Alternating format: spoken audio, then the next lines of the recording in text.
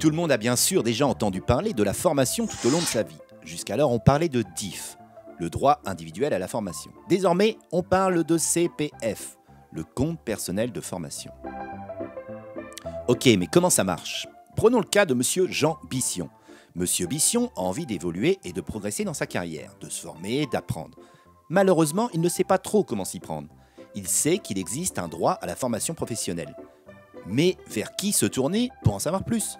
Il décide de se renseigner sur Internet en consultant le site du gouvernement, puis de se tourner vers le service RH de son entreprise.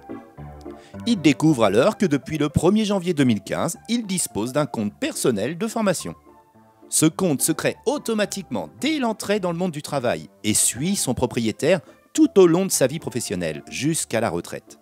Même en cas de changement de poste et même en cas de période de chômage. Mais en détail, comment cela fonctionne-t-il? Tout d'abord, pour activer ce nouveau compte, Monsieur Bission doit se connecter sur la plateforme en ligne.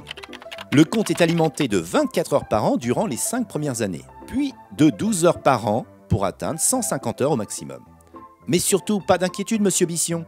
Les heures acquises au titre du DIF sont utilisables jusqu'en 2020.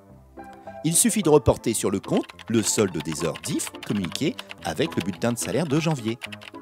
Et après, rien de plus simple. Avec le CPF, ce n'est plus l'employeur qui gère le compte de formation. À tout moment, toute personne active a accès à son compte personnel en ligne et peut connaître son nombre d'heures de formation disponibles. Ainsi, sur Internet, Monsieur Bission peut consulter les formations éligibles au CPF. C'est à lui de décider comment utiliser son compte pour concrétiser ses projets. 2 cas de figure s'offrent à lui.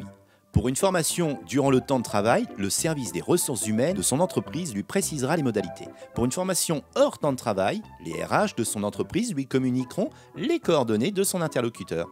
Ah, au fait, nous allions oublier un dernier point, le conseil d'évolution professionnelle. Avec ce service, Monsieur Jean Bission pourra bénéficier d'un accompagnement personnalisé pour travailler son projet professionnel. Bon, si on résumait maintenant.